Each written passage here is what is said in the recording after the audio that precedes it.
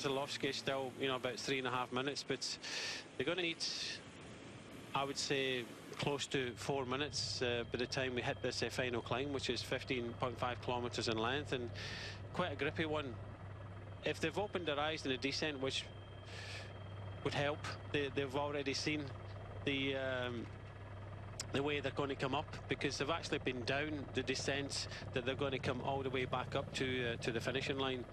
And I think we're going to see a bit of a race between Winning and Svitzer.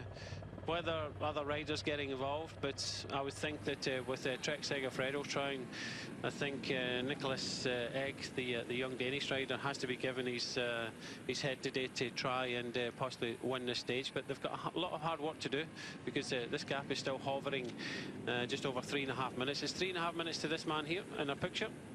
This is Emmanuel Keselowski, 30th position at 12 minutes and 58 seconds, but the peloton are just not too far behind him.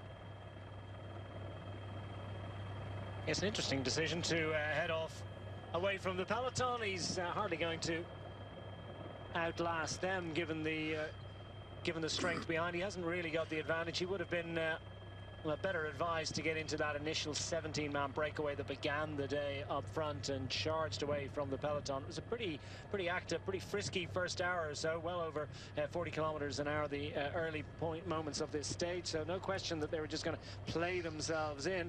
But Keselowski finding himself marked absent on that occasion. A little frustrated. He's at least decided to give himself some TV time, but he would do well, to say the least, to hold off the peloton behind us. Riders needing to be careful. Bardiani CSF with 2 riders in the break. It's Mirko Mestri, who's replaced on the front once more by the ever-eager Jure Gulcher. He's not been found wanting on the flat road, or as the road dips away. Across the ravine, the peloton snakes, and as you pointed out, Brian, more and more riders starting to come in here, so it's not absolutely flat chat here. They've got something in reserve. Yeah, you can see that Barry and Merida were just riding a tempo, and it was always going to regroup ever so slightly in the long hill down, the downhill section of this course today, and it has. But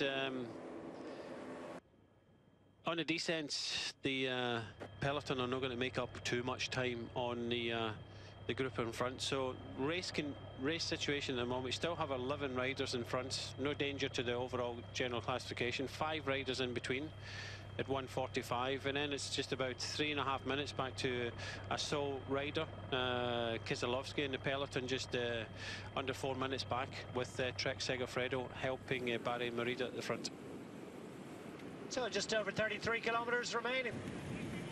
Lead group up front, just over 30, indeed, just off 31 kilometers. This is the chase group behind. Chris Nealon's sandwiched by 2 of the Colombian riders from Bicicleta Strongman Colombia, Col Deportes, and they're still showing some interest in trying to hound down the 11 riders that are up front and going for glory. Klubayev is the Astana rider here at the back, doing what he can, but well, the trend isn't so positive at the moment, is it?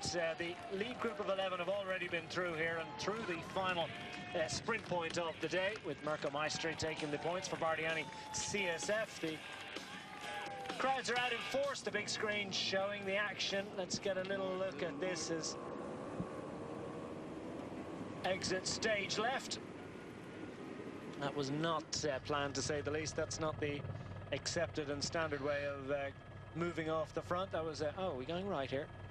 Anyway, no harm, no foul, and safely back in. Well, it was one way of missing out and doing a few turns at the front, wasn't it, Declan? Well, anyway, any way you can. I'm sure he. Well, that's the sort of thing that I would try, but quite certain there was no intent there. Well, there's always a castle or two around here. We're never far away from them. Really is amazing architecture. Beautiful round turrets predominating. And this is a major destination for tourists around here. 138-meter high hill, dominating the hills over Rijeka Bay. Is the diminutive figure of Jonathan Cannavaro, the 21-year-old, safely back in the fold after his little moment. Well, just a little bit of extra energy used than he would have liked, but not a major issue. Inside 30 kilometres remaining now. The gap to the peloton is extended back up over 4 minutes. We're inclined to see this by times in the valley. And I don't think the main group of favourites behind, well, they're not too concerned about these riders in terms of the overall general classification. There are riders in the group behind, though, that have their sights on the stage, but they won't feel they're out of it yet. The stage is up for grabs still. It's still at 4 minutes, and okay, this climb is nowhere near as difficult as the climb we went up the other day when Switzu won and took the leader's jersey. But it's still a hard enough climb, and 4 minutes is, you know, a nice buffer. These riders will be obviously trying to save as much as they can in the breakaway, but obviously they want to go into the climb with the 4 minutes advantage. But unfortunately for them, they've got Manuel Boaro just kind of sitting on. He earns that right courtesy of his the team have the leader's jersey, but there's another couple of danger men in here. Obviously Canavero, the Colombian, has showed that he's also up for a potential stage win today. Golser for Adri Mobile has been riding well, but I think Lucas Olsien, the CCC Sprandi Polkovic rider in the breakaway, stands a good chance of pulling off a stage win today. But that's if Trek Segafredo don't pull them back. And so said, over the last few days, they've got probably about 14 kilometres of hard riding. They want to try and bring the gap back down as quickly as possible, because after they hit the hill, it'll be down to the GC teams to control things. And if Peter Winning wants to go on attack, I think what we could see is two races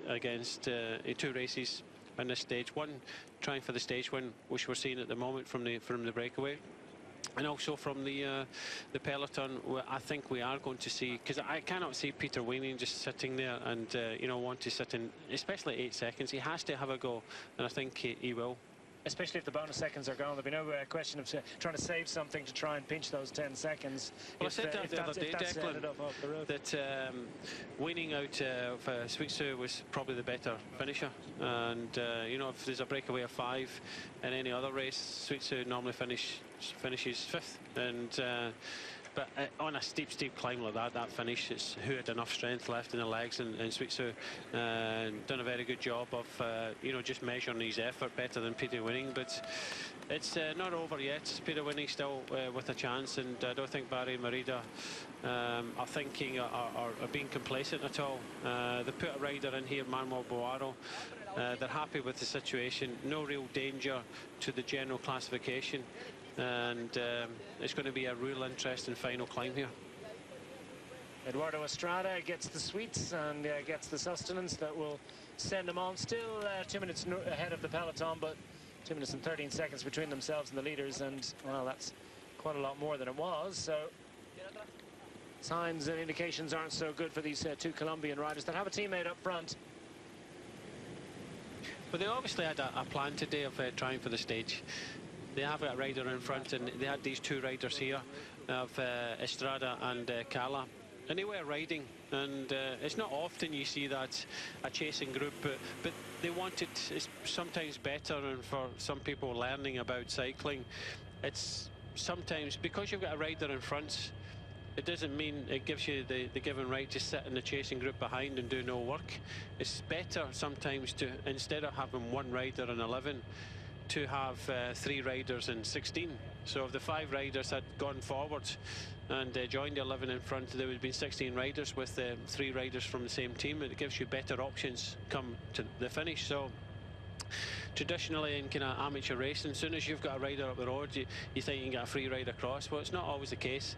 That you have to do some work if you want to try and help the team and help the riders that are also in the breakaway as well, by having a bigger representative. Okay, it's, you're taking riders with you, but I think that was the plan from the Colombian team. I don't think it's going to come off. I don't think they're going to get across.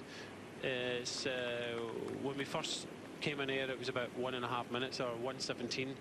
Now it's 2:17, so they've lost a minute. So I don't think these 5 riders get across. I think they'll be caught by the peloton, but it's, if these riders can maintain this 4-minute advantage going on to this final climb, then it's possible that one of these riders could be winning the stage. But the surprise to me as well is Peter Winning, and you mentioned it already. They do have a rider in the breakaway, and they have Nick van der Leijken, but there's 10, 6 and 4 on the finishing line, and if I was Rompot, I would help the chase. I'd want the bonus. And for Barry and Merida, they're happy that some of these riders from the breakaway might take these bonus seconds away, because it makes it a hell of a lot easier for Sweetsu. So he just has to stay close to winning. He just has to stay close, and just finish in the same time with him, and he's got it. So it's I can't determine race tactics from teams, but when I saw the Rompot rider in the breakaway of 11, I thought, yeah, good on.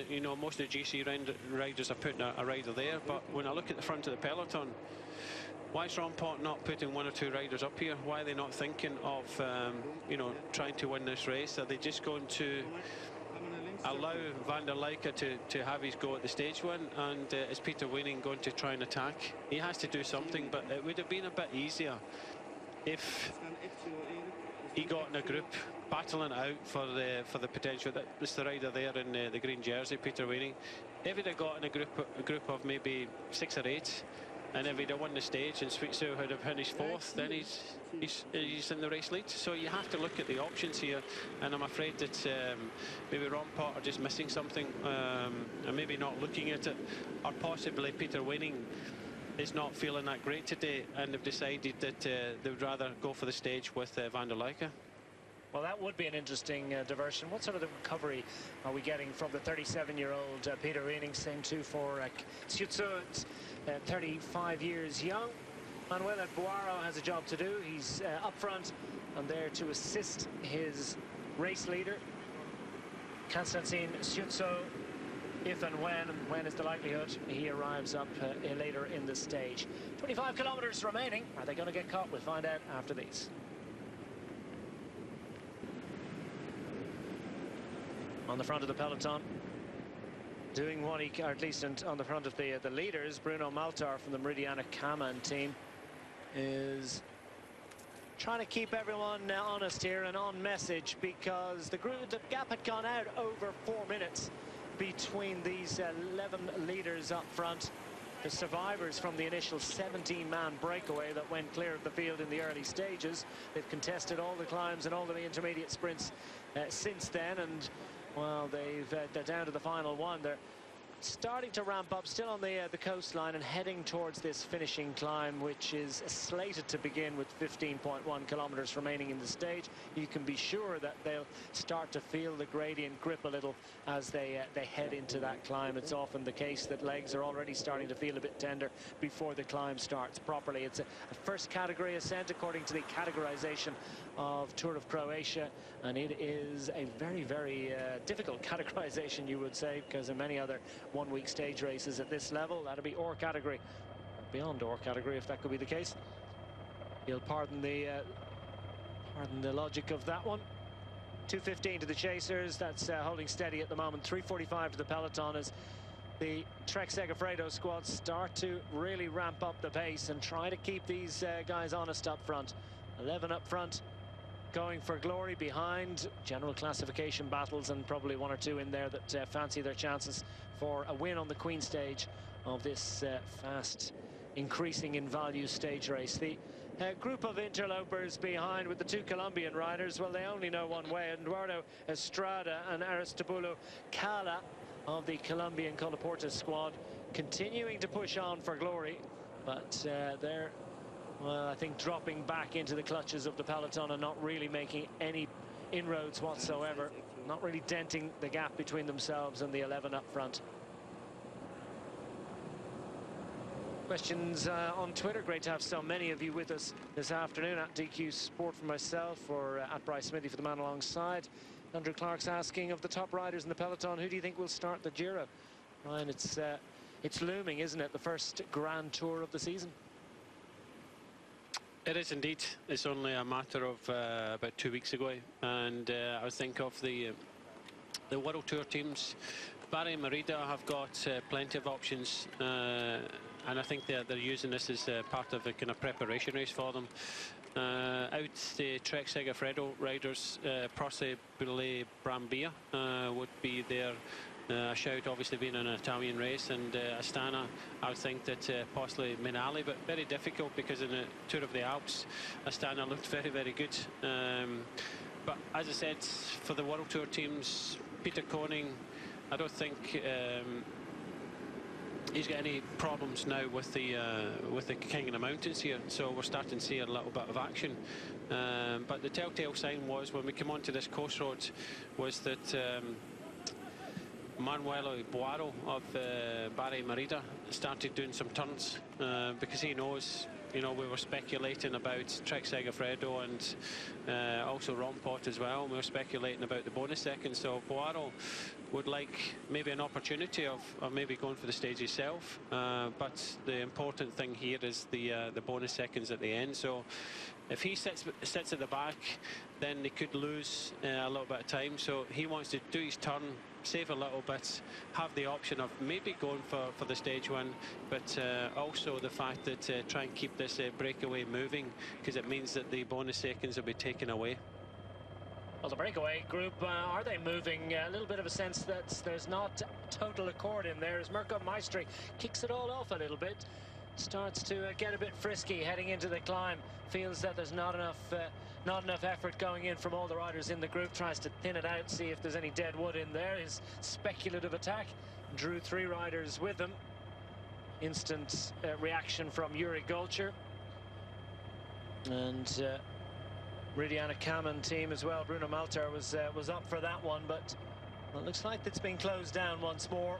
Peter Koning didn't look too full of fight, did they? He's used up a considerable amount of energy contesting the mountain climbing points. He certainly scored enough points to move ahead of the points total that Suzhou had starting the day, but we wait for full confirmation of the finishing order of that ore category ascent that came in the middle of the stage, because should Suzhou have taken points there, it could well be that he just about hangs on to the lead of the mountains classification. And remember, of course, he always has the opportunity to score 20 points at the finishing climb should they chase down the breakaway riders. So much to be decided there, but Koenig's certainly given himself a racer's chance of racing into the mountains classification lead with just 1/3 category ascent in tomorrow's stage. Pretty much a flat stage tomorrow in and around the nation's capital, Zagreb, as they race down into the final stage. The decision of who's going to win this race, well, it's going to come inside the last 18.5 kilometers of today's penultimate stage. The Adria Mobile squad gravitating towards the front and looking with great interest to the climb to come.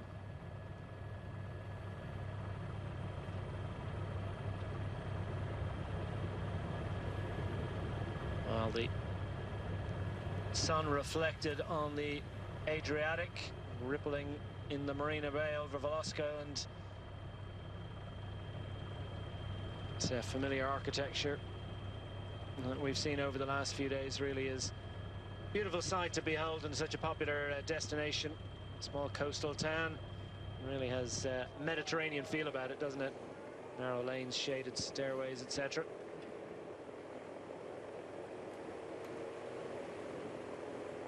Now things have settled down a little bit in the break, but since the Golchar wants to do something, the Adria Mobile rider, his physique suggests that he might be a little bit nervous about the climb to come, but he's been climbing well so far today, managing to stay up front from the initial 17 into that group of 11. Maestri it is that kicked off the attacking a little while ago, wants to see more cooperation. Perhaps he's trying to propel Tonelli, who is obviously a man with great facility on the climbs, and coming off his great stage victory yesterday, must be in great form. Yes, indeed, and you can just see the confidence in the team having 2 riders in the breakaway. I don't think this climb will suit Maestri, but Tonelli, why not? And keeping the pressure on and doing the majority of the work at the front, because he knows that as soon as we have this climbing, it does this climb does start quite steep. And it's going to start in the next kind of 1700 metres when we turn right, and it does kick up a little bit. It's a bit kind of shock to the system, but then you settle yourself into it. But yeah, Maestri knows that his job may be done in the next couple of kilometres, and that's why he's doing the majority of the work on the front. You can also see that Barry Merida's Italian rider Boaro is just sitting there, and I've noticed that he's just kind of riding a small gear. He's just kind of tapping away. He wants to have an opportunity. He's a strong enough rider. He rolls to the front.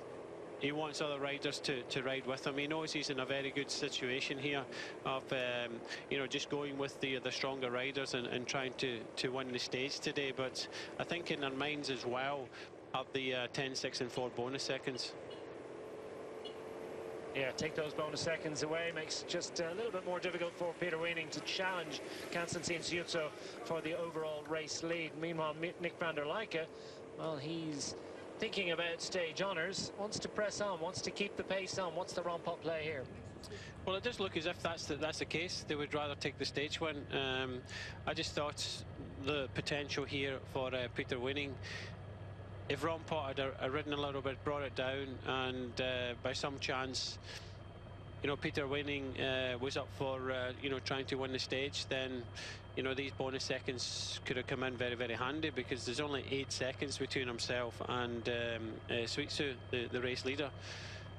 The other day there, Ciuzzo showed that, you know, obviously he was a little bit stronger in the finish, but this is a different climb altogether. Well, Meister's gone on the attack once more. Bardiani CSF want to try and shake the snow globe a little bit and try and see which way the snowflakes fall, and there's not much snow around here. It's very sunny, isn't it? As Maestri is on the attack, trying to race clear, trying to carry some sort of an advantage. Taller, altogether burlier physique, and I use the word advisedly. It's all a relative term, because this rider is on fine physical form. He's racing clear of his teammate Alessandro Tonelli, winner of yesterday's stage, his first professional victory, the 25-year-old. After a string of great wins at under 23 level, he finally breaks his duck, and in fine fashion too. It was a superb race win, wasn't it? It really was entertaining stuff. And Tonelli looking to try and work the oracle once more. He sent Maestri up the road. Maestri taking his chances to see what he can come up with, and why not? There's the seagull statue, the maiden with a seagull statue to give it its full title, city of Opatija. Symbol of the city, one of the most photographed statues in Croatia. I have a few. Let's get a look at this again. Maestri in classic fashion, ambushes from about halfway down that group. I can just see behind with Tonelli in the front, there's no reaction, but we'll just watch Tonelli here straight onto his race radio and just telling Maestri that no one's chasing. So this is a strong ride here. I think obviously this climb is going to be a little bit too much for Maestri, but he's going to give it a go as we turn right, and it will start to kick in. So is it a case of share and share alike? I had my chance yesterday, it's your turn today, or is this a more sophisticated tactical ploy? Yeah, I think so. I think you know, he's a strong rider.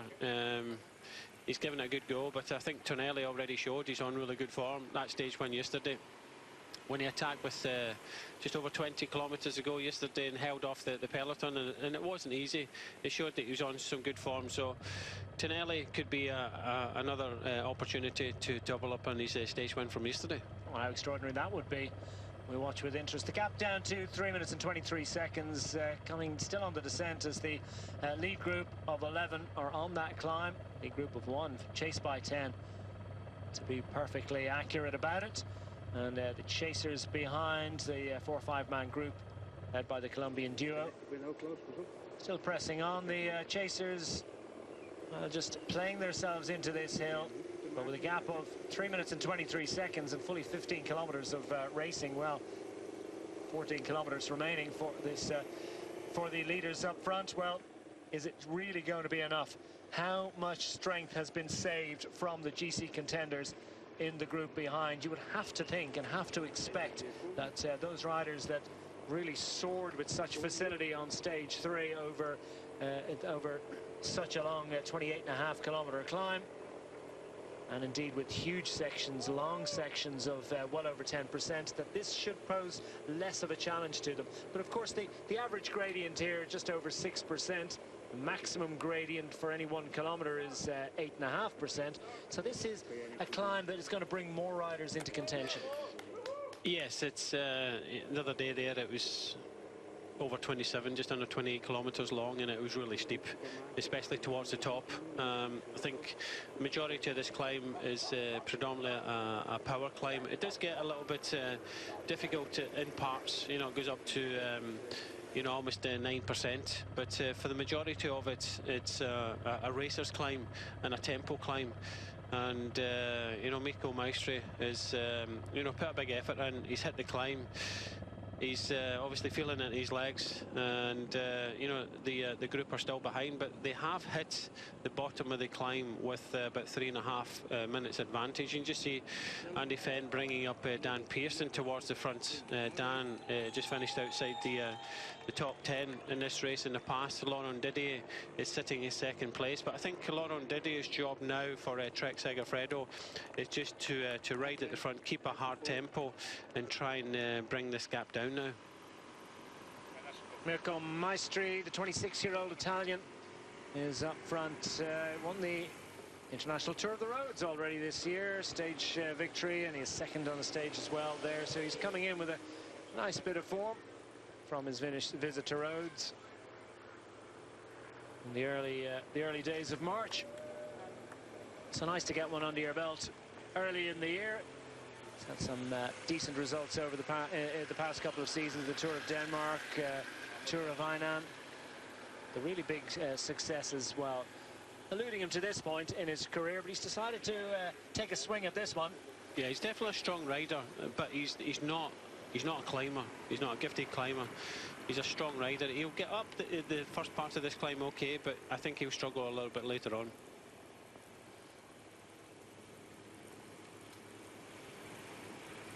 Mirko Maestri into that familiar rhythm of pain and power output with 13.5 kilometres remaining.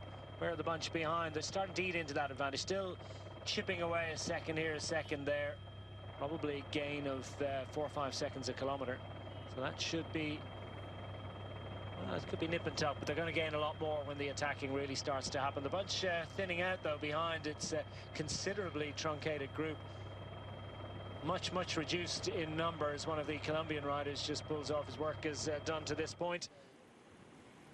Meanwhile, Koenig on the back of the group, chasing our lone leader up front. Still 10 riders in that chase, and well, Mirko Maestri isn't quite out of sight or out of mind yet. The riders behind, who's going to show the most ambition? Obsian in the orange colours, the Polish rider with CCC Sprani Polkowice, has been pretty frisky already this afternoon. He scored plenty of mountains points. He's been very much in the front end of things. As Adria Mobile's Yuri Goltzer just gets on the blower back to get some information. Peter Koenig, I think, is going to wave bye-bye to the group. He's really made big efforts. He might try and save something just to challenge for that third category ascent tomorrow. I think he feels there's no chance of him scooping points at the top of this hill. Hasn't got the strength left, and he's probably not going to fight it for a whole lot longer. No, he's already given that information to the car. That's why Aqua Blue Sport are on the front. They've got Daniel Pearson, very good climber, and you know, they're setting the tempo, so it's all about communication between the teams, and Koenig done a very good job, did what it was asked of him really, and you know, to the T. He won all 3 King of the Mountains so far, so decided that maybe he wasn't going to go the whole way, and you know, fingers crossed, and where Suitsu finishes, and you know, the results of the, you know, the points awarded at the top. But good job so far by Aqua Blue Sport, and they're not over yet. They want to try and project Pearson into a good finish today as well. Yeah, Maestri up front with a 16-second advantage. Meanwhile, the bunch less than 3.5 minutes back. Daddy Fenn from Aqua Blue Sport leading the charge. His teammate Dan Pearson sitting 6th overall. The British rider, Cardiff-born, and going very well indeed. Climbed very well on stage 3 as he recovered to do it once more. quite a bit younger, of course, than the riders up front. That's always the question, isn't it? What's the recovery like with riders, well, at the back end of their career, if it's not so impolite to say it? Peter Wheeling at 37 years young has stage victories in the Tour de France, among many other races over the years, to his name. But those successes a little bit in the past for him. Meanwhile, Federico Zurlo is starting to feel the pinch a little bit. Having said that, out of the saddle and just eases his way onto the back. Cannavaro, who we saw having that little moment with his gears a little while ago down on the coastline, safely in there. Small, almost stocky, but stocky, is that the word for it? Looks like featherweight boxer, doesn't he? Jonathan Cannavaro of the Bicicleta Strongman Colombia Coldeportes squad in the yellow and black colours, just at the back of this group, waiting to fire, waiting to make his move. It's such a long climb. It's about measuring your effort across it and trying to know that moment that will suit you best. And the team directors, well, I'm not so sure they'll have had time to, all of the directors will have had time to recce this hill, but they'll certainly know the statistics of the climb. They'll have made some sort of a plan for when might be the best opportunity for their rider behind. Maestri is looking behind himself increasingly, and the gap down, he's just lost a couple of seconds of his advantage. Losing more riders from the group of favourites as it starts to stretch thin. Riders out of the saddle, they're into this climb now. The leaders, 12 kilometres to go. Not much more than that for the main group behind. I wonder what the gap is. It's just 19 seconds to the first group of chasers, which was the lead breakaway group. Maestri's decided to leave that.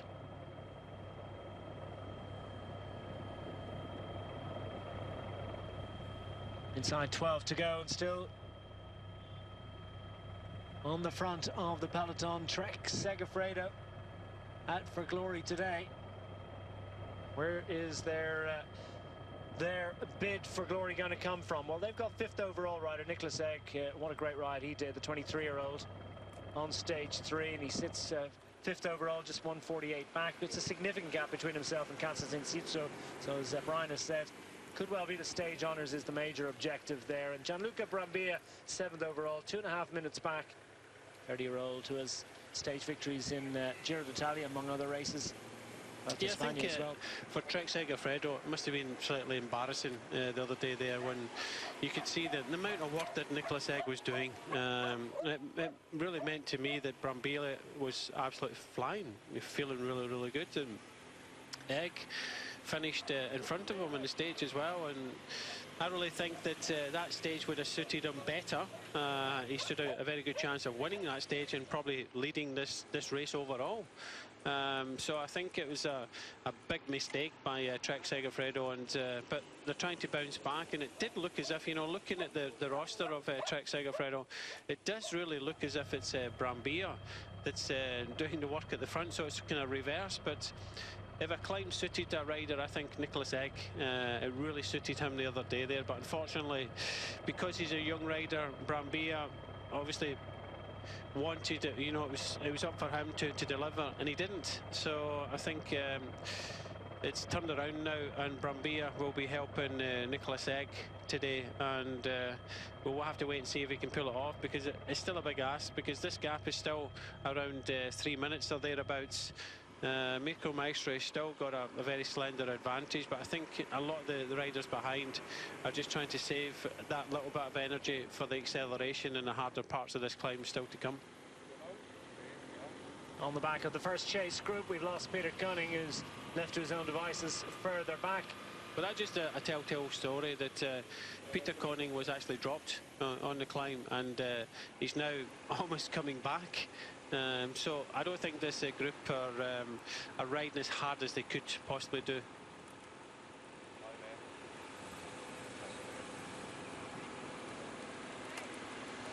Oh, Peter Cunning has got his second wind, or perhaps the gradient has eased ever so slightly, or maybe they're not absolutely full gas in that group of chasers behind our lone leader, who's extended his advantage by just a few seconds in the last few meters. Behind the main group of favourites, well, it's starting to get busy, isn't it? These riders starting to be distanced, and the team cars fighting in amongst the riders to maintain as close a position as possible to their main leaders, their main charges up front. Yeah, it does look fast and hard in the peloton behind, and you can just see that you know, the accelerations of Trek Segafredo really hurting a lot of these riders. Gaps appearing, you know, they were going round the corners there, having to feather their brakes because the speed is really on. You can just see it's pretty much all in one line now. So I don't think it's happy days in the peloton with the speed that they're coming up this climb. Maestri still tapping out a rhythm. His head jogging, his shoulders rocking. And extending his advantage, 22 seconds. Extending his advantage over his nearest challengers. But remember, the peloton behind is being disintegrated by the efforts of Monaco Blue Sport and Trek Segafredo, more than Adder, I think. Meanwhile, the chasers now have Peter Cunning on the front, so he's managed to catch them, and he's just doing his own thing, so he's not willing to wait for them. So a bit of a discord, and the other riders not really willing to fire yet. They're trying to wait, but that's a dangerous game to play.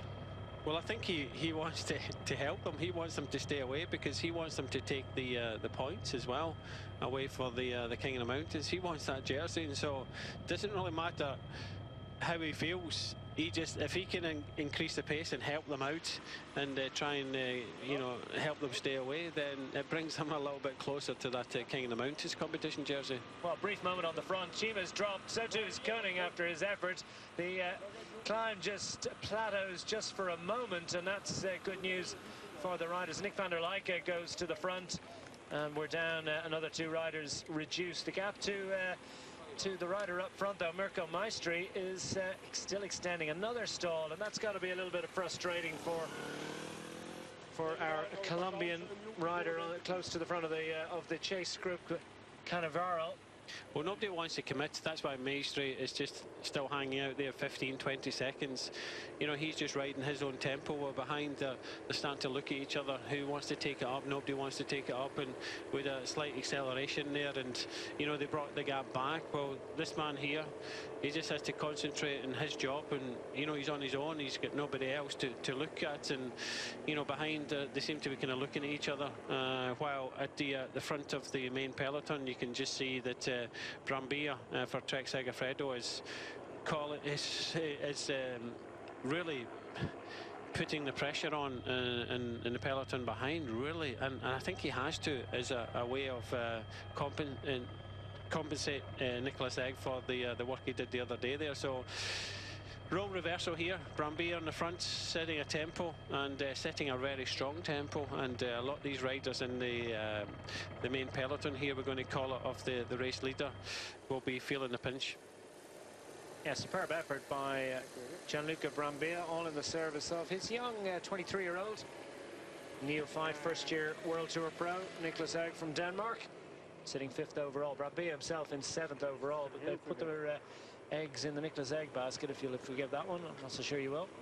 So now Maestri's back in the fold. Lukasz Ovsian goes to the front. Alessandro Tonelli is in position for Bardiani CSF. Are they going to fire first? No, it's Cannavaro, the diminutive Colombian, and it's Tonelli that covers it. He's on flying form.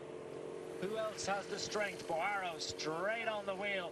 Hunched low over the bars, the Bahrain Merida rider in red and blue, and Lukasz Ovsian, the CCC rider in orange. Polish riders equal to the challenge. Nick van der Leijke is not able for this one, so Team Rombot need to make a new plan, and I think the new plan will be for their man Peter Weening to try and challenge Konstantin Siutso for the overall, but a little bit closer to the top of the hill. Tonelli rolls across. Someone needs to make an attack here because van der Leijke is getting back in. Yeah, that'll be the case. An acceleration by the Colombian rider. Tonelli just riding in confidence at the moment. This man here in the orange, Ovsian, does look strong, but Boaro, who has been there today just ducking and diving and, you know, rolling through when he can, but to try and keep this group away. But he is a danger for the stage win as well. But this gap is going to come down the whole time, and I don't think there's a lot of collaboration in this front group, and I think it's still in the balance here, and I do believe that I think most of these riders could be caught by the end. Well, another Italian decides It's time to depart the main group, or the lead group. Indeed, it's Federico Zurlo of Mestina Focus. Just not satisfied with the tempo, decides to set his own agenda. Let's get a look at this again as Ovsian finds himself on the front and from the back. Well, he was dropped there when the Colombian attacked, and he thought, well, I'm not going to wait to be attacked here, and he just, you know, attacked in this small incline on this, and then it kind of leveled it. He put it in the big ring, but again, it's one of these attacks that he's, you know, it's a rush of blood to the head attack, and you know, pay for it later. Well, there are sections of this climb that really aren't particularly arduous. It just levels off ever so slightly, but for Canaveral, he looks like the kind of rider who would, and indeed this is one of the chasers behind, I should say. It's been absorbed. There were two riders chasing Estrada and Cala. Might have been Cala. Just heading back into the clutches of the main group, and the main group behind now just a minute and a half in arrears, and still 8 kilometers remaining, and it is a relentless tempo that is being set by superb job indeed, being set by Gianluca Brambilla, twice a winner of a Grand Tour stage, Giro d'Italia and the Vuelta a España, claiming victories in those races in 2016. He's top rider, really pedigree rider, and for Nicolas Egg to have a rider of his caliber riding in his service in his first year as a pro, I think is an indication of just what an emerging talent he is.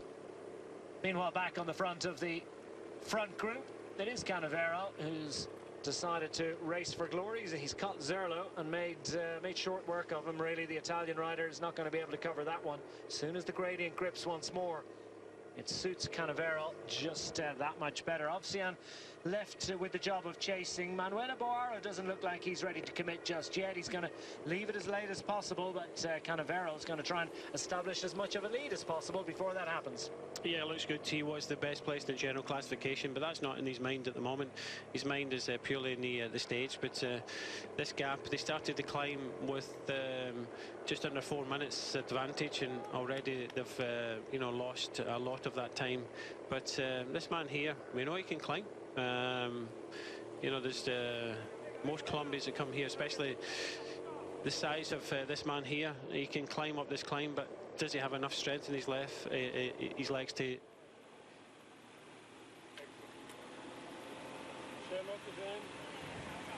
Ovsian finds himself in the unloved position of trying to cover it. A little flick of the elbow shows his irritation and his eagerness to get some help. Boaro is pretty quick to flick the elbow for his fellow countryman Tonelli. Stage win or no, you've got to go and do the work and try and close this one down. Another little plateau section. The gradient eases once more. Back on the big ring. Zurlo, after his speculative effort, isn't going to contribute. Canaveral back into the hill ahead of those riders behind. 13 seconds to the good. He's just got a minute and a half to the peloton behind. Are they eating into this advantage quick enough? And that's the question. 7 and a bit kilometers remaining. I think they are. If it really depends on that man at the front from Trek Segafredo. If Brambilla can keep this tempo up, yeah, for sure. The stage win is open to the to this group here of the group of leaders. Still a minute and a half. It's you know, you got to remember these riders have been out pretty much all day today. They're starting to get tired. They're starting to attack each other, and you know, still a lot of firepower in this group behind. And you've got to consider the fact that Brambilla just has to keep this tempo up as much as he can, and Nicolas Egg, when he attacks, he can eat into this advantage at least, you know, 30, 40, possibly 50 seconds. Well, the gradient eased to just 4% just for a few moments, but that's to step up to 5 and then to sections of 8%. We're coming to the toughest part of this climb. It's 3 kilometers at 8%, and that's the real meat of it. That's where the damage will be done. Just under 7 kilometers remaining. Well, that's the point. We're expecting Brambilla to give it everything he's got until that point, and Nicolas Egg will be on the attack because it's been set up that way. And it really depends that how much has he got in his legs. Can he deliver the stage one for Trek Segafredo? When are we going to see Peter Weening maybe have a go at Sweetsu? He has to test him. So, but I think Barry and Merida have got a lot of things covered by having Boaro in the front group, and there's still riders round about the race leader in this group as well. Well, riders being mopped up in quick order, in short order indeed. Is that our friend from the Bardiani CSF squad? Could that have been Maestri already back in the fold? And he just, it doesn't seem moments indeed since he was on the front attacking. Now he has a little look around, surveys the scene, sees plenty of GC contenders. Looks with interest to see has he got any teammates. Indeed he does. There's one Bardiani CSF rider in there. Best placed rider is 13th overall Enrico Barbin from the Bardiani CSF squad. 5 minutes and 18 seconds back. I suspect Barbin is in there. Meanwhile, chasing down our lone leader, settled into the effort, Canaveral. Looks full of fight. He's definitely not a tall bike rider. He is. When you get a look at it, you see just how small his bike is. I almost feel like 650 wheels would suit him better. But he's climbing like an eagle. Back end of this stage, worth noting that the final kilometres at is 4.5% average, so it just levels off, and that might be to the advantage of someone like Peter Weening, who gets on top of the bigger gear with greater facility than Konstantin Siutso, but they've got to catch these riders first. Exactly, that's what I was thinking, and by closing, Rompot putting a couple of riders, closing it to by a minute less when we hit the bottom of the climb could have made the difference. You know, we can only speculate here, but we don't know how Peter Weening's feeling. They had Van der Leijck in the breakaway, but he's not here now, so you know, maybe a mistake. We can possibly look back on it as a potential mistake with the time bonuses, but there's still opportunities. Brambilla is still setting a very good tempo, and you can see Peter Weening just sitting in 4th place. But as we get further up this climb, closer towards the finish, we have to see an effort from Peter Weening. He does look okay, and you can just see Sweetser just decided to sit on his wheel. He knows that he's moved up towards the front. He knows that he has to have a go, so he's right up there. He's sitting the second rider of the Barry and Merida team behind the green jersey. But this man is not losing any time. Brambilla is trying his hardest to keep the gap down, but we're still waiting for the attack of Nicholas Egg. Yeah, down to 9 seconds is Łukasz Ovsian. Whenever he goes to the front, he really does do a very impressive turn. So down to single figures in terms of seconds advantage for Canaveral. He's looking forward to, with great eagerness, I think, the gradient really to grip. I think when it gets up to 8% might suit him just that little bit better. Tonelli's safely in there as well. Boaro under the inflatable, that tells him he's just that bit closer to glory. 5 kilometers to go, and that pack is handing him down. Steals a little look, and I get the sinking feeling there. 135, 134 to the peloton behind. They haven't made great inroads in recent moments. It had stretched up over 140 once more, so the signals and the signs from the group of favourites behind, well, there's no sign that they're really taking bite-sized chunks out of that lead. So it's a solid job being done by Canaveral and indeed by these 3 chasers behind. Ovsian in the orange takes a drink. Manuele Boaro has the overall race leader behind, and stage honours as a potential chance as well. And then Tonelli in the orange, white and green colours on the right-hand side, going for a second successive stage victory. What a great couple of days that will be for the young Italian, having taken his first win of his professional career yesterday. Canaveral settling in, but at least the carrot dangling out there for these 3 riders. Yeah, just looking a little bit further down, Zurlo is coming up. One of the riders is actually behind one of the cars as well, trying to stay near, but Brambilla, they're on this kind of plateau bit that the breakaway have just been through, so he knows that you know, after this point it starts to kick up slightly more, and this is the time that he just has to give everything and hope that Nicholas Egg has got it in his legs to finish it off. But look, at the end of the day, it's going to be a dramatic final here, whether from Nicholas Egg or Peter Weening.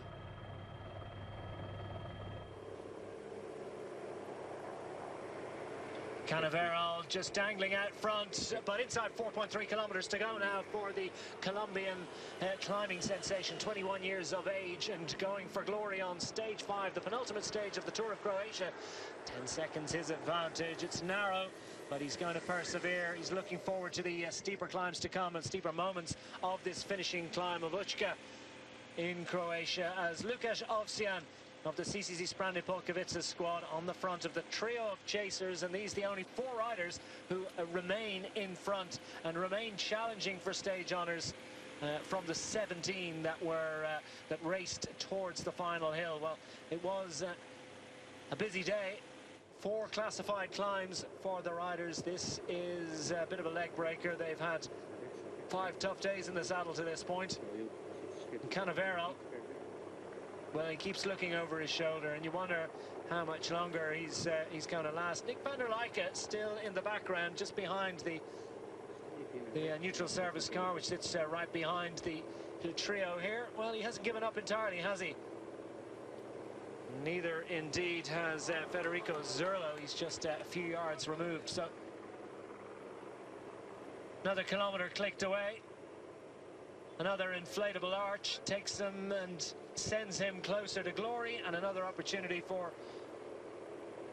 Canaveral to have a little look over his shoulder. It's catching, isn't it? They're all at it, just trying to see what is the situation behind, and well, not so much of an aerodynamic penalty at this kind of pace. Canaveral seems to be looking over his shoulder more than he's pushing, and I think he's decided to pack this one in a little bit, or maybe he's just not enjoying this one. Indeed he does. He looks over his shoulder. Lukasz Ovsian, every time he goes to the front, really makes big inroads into the advantage of the Colombian rider. Will he be able to get into the wheel of his 3 pursuers? That's one job done. Next job, the more important one, try to hold off the peloton behind. Peloton, well, it's down to just a select group of favourites. Yeah, it does look as if the front group are not willing to help each other all over for Brambilla at the front, pretty much. So, you know, the attacks are expected now if anybody's got the legs. A reaction in the right-hand side here.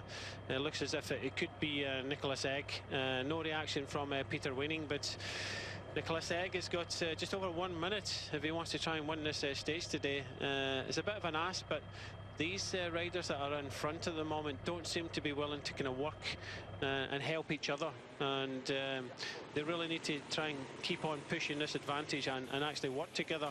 They seem to be saving a little bit because they're expecting you know, the other attack to come. Yeah, it's not absolutely full bore, is it, behind from the group of favourites. For all that, though, they're still chipping away at the advantage of these 4 riders up. Sense a little bit that it just settled a little bit. They didn't go flat out when they caught him. Yeah, these 4 riders are thinking of the stage win. They're starting to get a little bit cagey. Olsen at the front just setting a tempo. Tonelli growing in confidence all the time. Boaro knows that is a good opportunity here, and the Colombian rider Canaveral, he's already done a turn, and time will tell here, because if nobody helps out Olsen. Well, here's the attack. Peter Weening goes to the front, and he's trying to grind this one out and put distance between himself and Konstantin Siutso by that big gear churning and trying to just grind his way ahead of the others behind. So it looks like Siutso was going to react to that one, but not too quickly.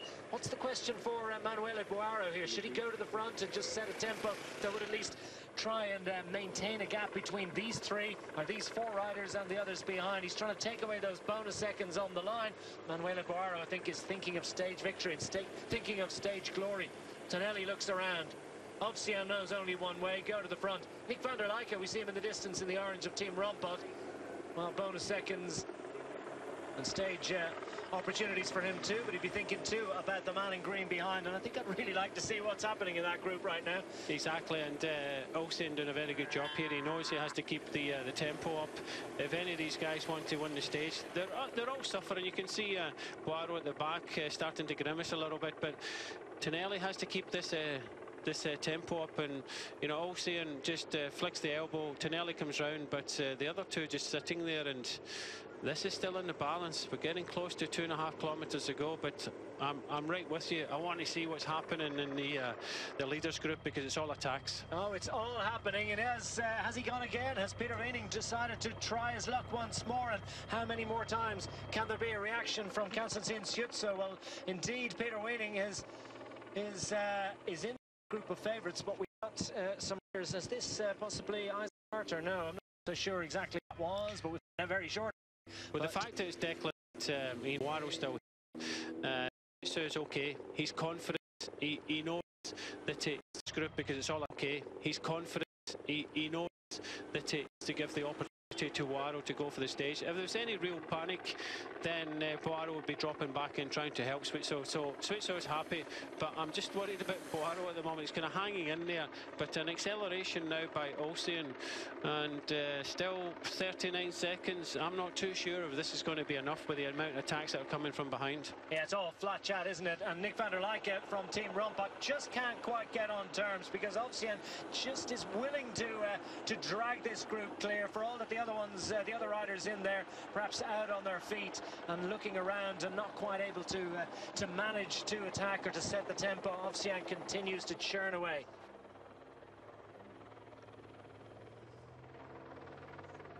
Could be Pogacar from Ljubljana is on the attack, and so too we watch with interest. Gazprom Rosvelo still have riders in there that believe. Artem Neek sitting 9th overall is handily placed for an advantage up front. Olsen continuing to hang on to this 7-second advantage down to the final 2.2 kilometers. The final kilometer, the gradient eases a little bit down to about 4.5%. That could be to the advantage of the riders out front.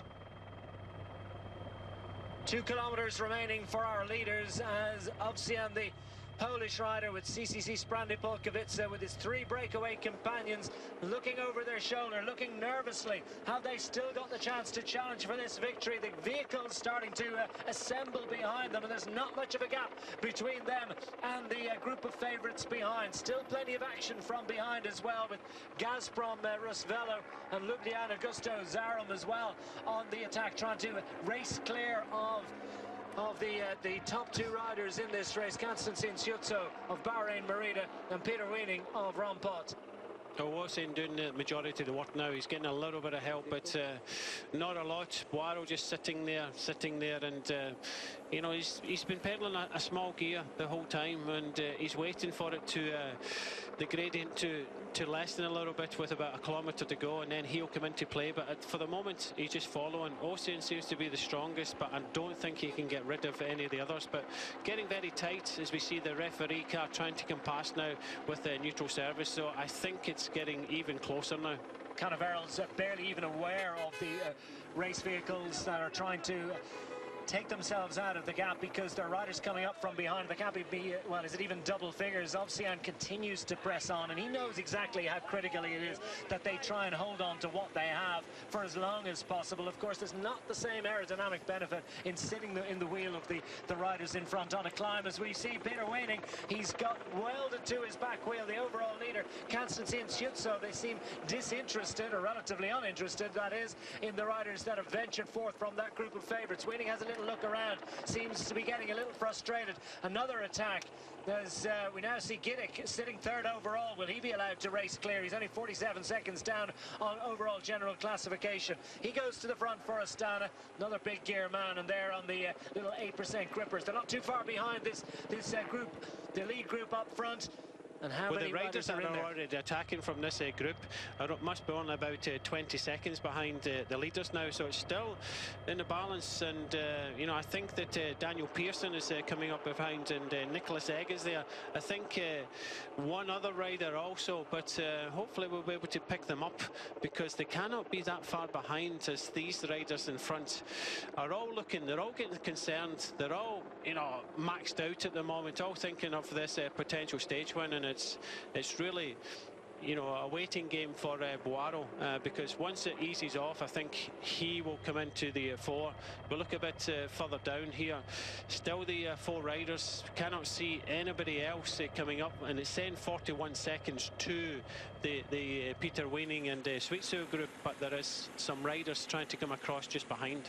Yes, their overall race leaders down to 42 seconds behind, so there's a very good chance that these riders are going to hang on clear of them. Bonus seconds look like they're heading up the road. Plenty of riders in between. Peter Weining in the Green Mountains jersey, and the man at the back here in the red overall leaders jersey, Konstantin Sutso of the Bahrain Merida squad, stalking his rival. There's only one rider, maybe two at most, that he cares about in this bike race. He's protecting an 8-second lead, remember, over Peter Weining, so he can't let Weining out of his sight for even a moment. Obsian on the front, heading towards the kite. Yeah, 1 kilometre to go now, and Boaro now comes into play. The gradient lessens ever so slightly now, but I still think there's some riders very close behind. We can't see them yet in the shots that we're getting, but yeah, grimaces all around. This is going to be a hard-fought stage, as we thought, but Boaro, I think, is the man with the most pressure. But just look behind, the TV bike is with another group. Oh, Weining goes again, and it's only Sutso that can cover this one. They're trying to hand down and mop up the riders just a few yards up the road. There's 2 bike lengths between Peter Weining on that huge gear. Meanwhile, in contrast, Ofsian for the stage victory up front has, well, not done anything in terms of his attack in distancing himself from his rivals. Tonelli is grimacing in pain and agony, but managing to hang on. Canaveral in yellow and black is there as well. And Weining has got a gap.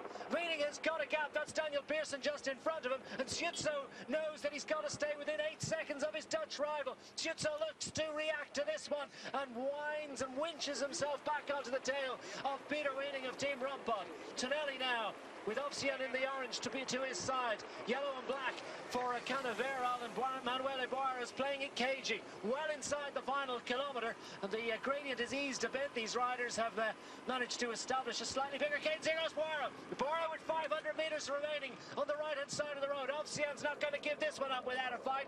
He's done so much work on this climb. Manuel Boaro has a gap, putting the head down, and danger for Ofsian. Is he going to be able to get on terms? Boaro looks like he's got the advantage he needs to take the stage victory. He goes clear and he's stretching the lead. He saved something on that climb. He played it to absolute perfection. And Manuel Boaro of the Bahrain Merida squad is going to give them a stage victory. The question is, will they have an overall race lead?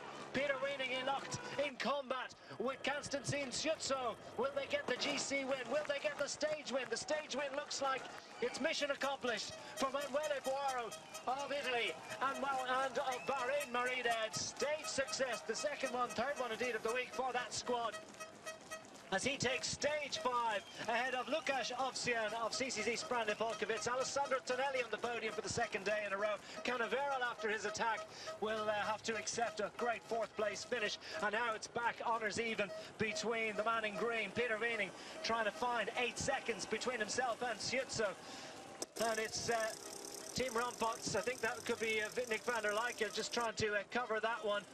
Nick van der Leijken from the early break, just trying to set it up for an attack, a late attack from Peter Weining. He's got to go for the long one. He's got to go and try and put a couple of seconds. Nick van der Leijken almost gets in the way. Sutso's got to empty himself, and the remaining 75 metres could be a second or two gained here. That's all it's going to be. Pearson across the line. Nick van der Leijken, or I should say Peter Weining, just a couple of bike lengths and no time between himself and Sutso. That's surely it for GC. Sutso manages to stay right on the wheel of his rival, Peter Weining. It's a perfect day, really, for the Bahrain Merida squad. Perfectly executed, and they've got what they came to get. Well, time for a well-earned drink from Manuel Boaro, who accepts the congratulations of the overall race leader and his teammate, Konstantin Sutso, who perfectly defended his lead. Manuel Boaro, from the early break, was able to race for his own interests and for the interests of the team, who've managed to take stage. And with that, I think the comfortable lead into the final stage. It's just 8 seconds, so, well, we don't rule out the possibility that something could happen tomorrow, but for all that, it looks like that was the GC battle, and Sutso did what he needed to do and did it to perfection. Yeah, it was seemed easy in the end for Boaro there. It was just a matter of time. He was just waiting for that kind of last kilometre to leveled out, and you could see he was pedalling a small gear. sorry for Olsen, because Olsen put a lot of hard graft in there, but you could just see that he was just waiting. They know this climb from the last kind of couple of years, and when he went, that was it. Strong ride by Boaro. He done a good job, just ducking and diving all day long, trying to keep the momentum of the group. He knew he was in with a chance of victory today, and no need for him to go back and help out Sweetso, you know, man against man, you know, he equaled Peter Winning on the day. Nice to see Peter Winning actually have a crack at it. We did actually have a couple of riders in between the four riders here.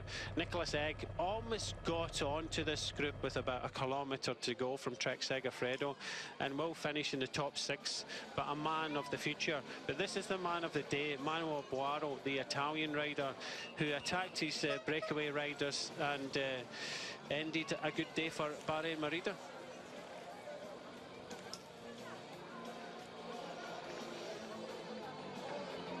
Joy unconfined for Italy as Manuele Boaro makes it his second Italian success. He's congratulated by the man with the previous victory. Boaro gets the win indeed, ahead of Lucas Ovsian. Alessandro Tonelli in third. Cannavaro fourth from the early break. Pogacar, Nicholas Egg, great 6th, 7th place finish indeed for Dan Pearson. Peter Weening just 10 metres ahead of Konstantin Sciuzzo. Nick van der Leijken rounding out the top 10.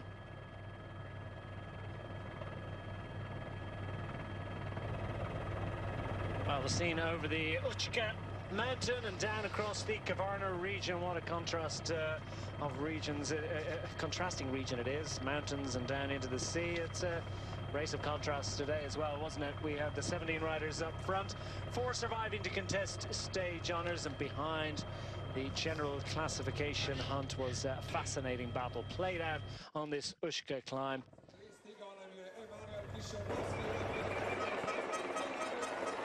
Right into the final moments, Peter Weening really churns that huge gear and just not able to drag himself clear of Konstantin Sciuzzo. Up front, Ovsian knew what he had to do. He had to try and keep them clear, but Boaro had saved something. Yeah, I think it was, you know, keeping your cool. We'd already seen the Colombian rider try to go, and, you know, they were fairly equally matched, but Boaro was just sitting there, riding a smaller gear. At this point, Peter Weening just non-stop. He kept on trying to attack. But just like the other day, Sciuzzo decided to set his own tempo. I think Weening is a little bit more explosive than Sciuzzo, but by this stage, Tonelli, hats off to him. He, you know, 2 days in a row he's been up there in search of a stage win. The Colombian rider had his opportunity. Olsen for CCC put in a lot of work, but it was this man at the back who's just waiting. 500 metres to go, bang, there he goes. He knew he had to deliver. He had to take that bonus as well of 10 seconds. I cannot help think, when they finished, these riders finished only just in front of Peter Weening, and if only Rompot had ridden before the climb and pulled the gap down, and Peter Weening could have been possibly riding for the stage win and riding for that 10-second bonus. Would have brought it down to 4 seconds in the end going into tomorrow's stage, and 4 seconds in that Zagreb finish. Anything can happen because it's quite a tricky circuit tomorrow, but looked easy in the end. It's been a hard race, but Boaro's ridden well. He's ridden well for Sciuzzo, and his time has come. He delivered a great stage win, takes the bonus as well. Olsen hangs on to a very nice 2nd place. Tonelli as well, 2 days in a row. 3rd place for him today. And the Colombian rider, he put a good effort in, finished 4th, but good effort all around. There's the provisional general classification standings. Still 8 seconds between them. A few seconds gained to Yevgeny Gidish, but he'll still control the young rider standings. Regina thereabouts as well. Nicholas Egg going a little bit closer to him, and it's nip and tuck for 4th. Dan Pearson still a fine 6th. Costa, Nick, Brambilla and Novak in the top 10. Sciuzzo will carry that leader's jersey into the final stage.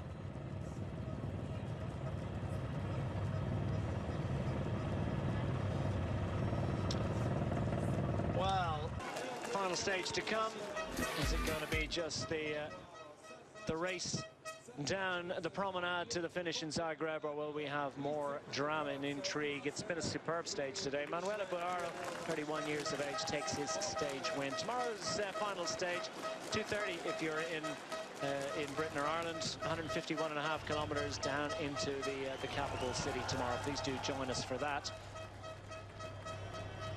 Plenty of action throughout the weekend here on the home of cycling. And Boaro, the 31-year-old, by my calculations, that's his 5th win as a professional. Does so much work for the team. He's done great work for Suzhou already this week and now gets his own glory. A rare moment, see what that means to him. Beautifully converted. And it's such a seldom thing.